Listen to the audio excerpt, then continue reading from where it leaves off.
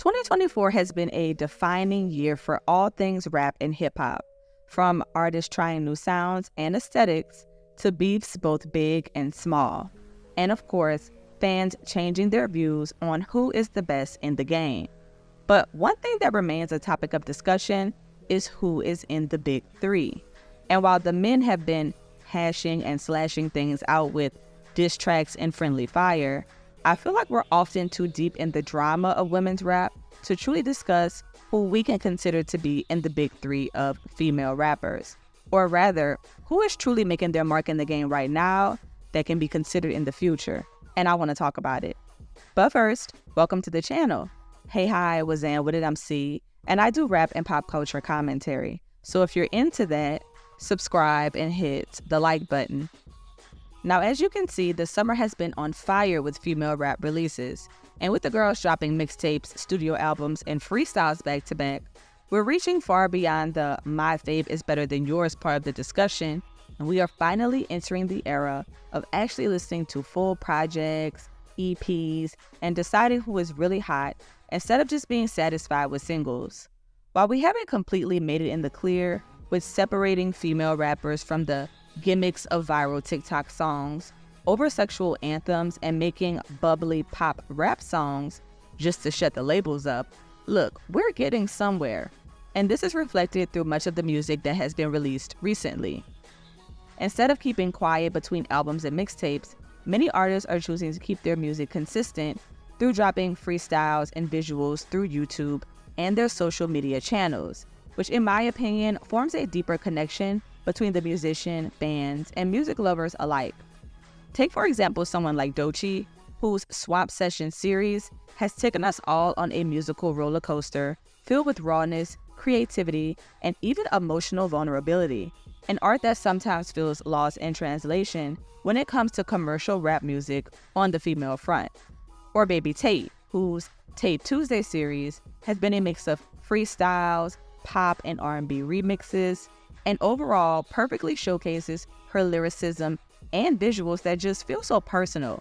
There's no need for fancy music videos or high-end visuals. It's raw, realistic, and honestly, it's fun to watch.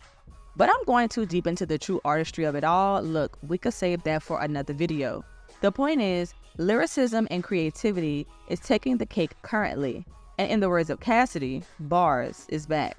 In one of the latest episodes of the Joe Budden podcast, he reflected on Latto's latest album, Sugar Honey Iced Tea, which sparked a conversation on who is in his top 3 female rappers. According to Joe, it's Nicki Minaj, Doja Cat, and Latto, and he even admits that Latto is coming for his number 2 spot over Doja Cat. And you know, the internet did not let him get away with that one. Now I gotta say, it's interesting that Joe Budden feels this way because not too long ago, he claimed that the female rap wave was over. Actually, a lot of people did. A statement that feels like it was just said to spark controversy more than actually speaking a truth. Women are always rapping, but just like the male side of the rap game, things fluctuate. It might seem like a slow season when everyone is working on their projects, but as you can see, sometimes everyone pops out at the same time, and suddenly everyone thinks that female rap is popping again. But is Joe's 3 an accurate representation of who is killing it right now? That's the question. One thing for sure is that Nicki Minaj is viewed as the current queen of rap music, and has been for quite some time. Her ability to remain relevant over these years stems from various things, right? True talent and lyrical abilities, personal and professional drive, perfectionism in a good way, a dedicated fan base, and also staying on trend. But if we're talking numbers, influence, versatility, and longevity in the game, then Nicki can be placed on that pedestal of having the top spot.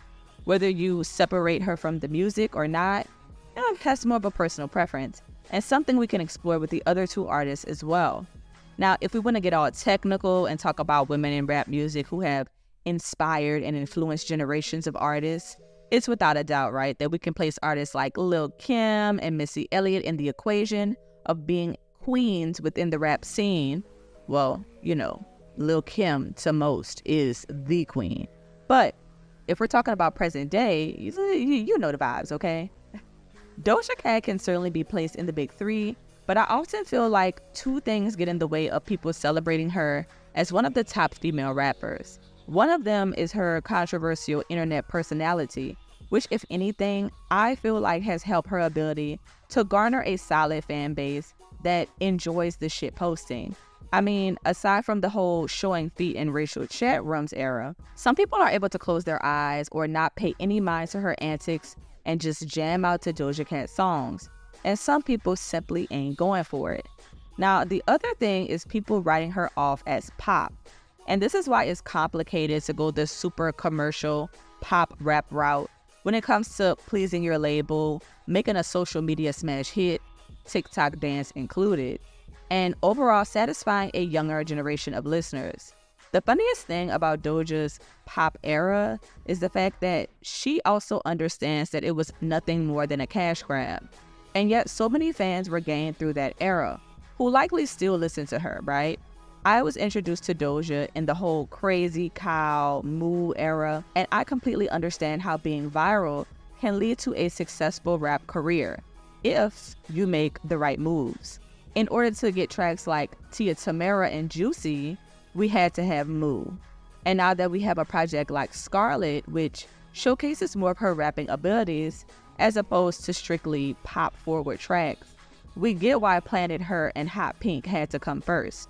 The point is, you may have to go the pop route to get in the door, but have a plan ready to bust out if you plan to be a respected rapper. No risks, no reward. Which brings us to Latto, and you know what's wild? I never realized how many people do not enjoy or respect Latto as a rapper until Sugar Honey Iced Tea dropped, which really makes me wonder, right before we get into it, and to be honest, just let me know, is it that we feel like Latto's raps do not fit her persona and that they feel forced, or does she just lack the lyrical content needed to keep up with the other girls?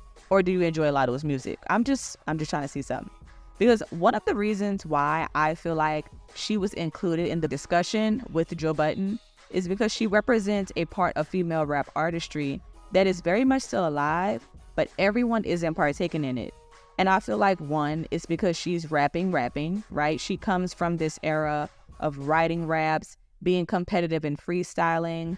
And freestyling is an art in rap music that I personally feel like we do not see as much anymore with women. And look, men too. These men ain't out here really freestyling well. I know y'all have seen some of these crazy XXL freestyles or even on radio shows and interviews. And two, Latto doesn't hesitate to kind of switch it up.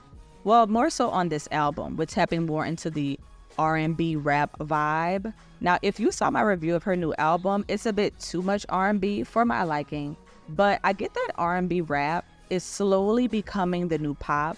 I feel like ever since around the time of Flo Milli dropping Never Lose Me, everyone is slowly trying to replicate that sound, the feeling of the sensual rap anthems. She's gone through the whole pop cash grab era as well, like many of the other girls, but at the root, Latto is still very much rap. From the music that she makes, taking into account the production and sampling of classic rap anthems, to the way that she's rapping, I mean, there's certainly room for improvement, but I can see why she could be included in this discussion. But of course, we have other artists that we can also argue should be in that big three, top five, look, all of that. So you tell me, is there a current big three in female rap? 3 women that are absolutely killing it across the board in the rap game? And either way, who are your top 3 female rap artists? I know a while back I did a video on who is the next queen of rap, and some of my favorite comments were that there is none. Like, in the future, there will be no queen. It will just be a bunch of women who are hot. Anyway, let me know your thoughts in the comments.